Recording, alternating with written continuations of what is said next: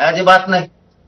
मोकळं समज येत आहे. अहो जार निघालाय. आमच्या भाषेत, ग्रामीण भाषेत सांगायचं ठरलं तर जमीन आहे, नुसती जमीन आहे फक्त, पण ती नावावरती नाही. तसं आमचं हैदराबाद गॅझेट आहे रे. मराठवाड्यातला मराठा हा सगळा कुणबी आहे, परंतु ते आता झेरच नव्हता.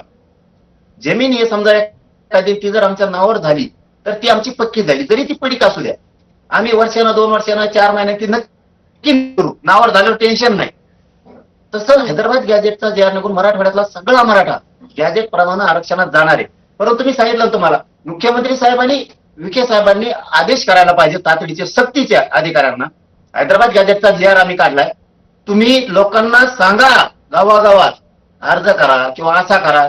माझ्या गरीब लोकांना नाही कळत लोक, आणि ज्याने अर्ज केला त्याला तातडीनं कुणबी प्रमाणपत्र द्या, हे आदेश दिले पाहिजेत मुख्यमंत्री फडणवीस साहेबांनी, विखे साहेबांनी. दिरंगाई एकाही अधिकाऱ्यांनी करायची अच्छा, या नाही. सगळ्यामध्ये आणखी प्रश्न असा आहे की स्थानिक स्वराज्य संस्थांच्या निवडणुका चालू आहेत. जर अर्ज मोठ्या प्रमाणात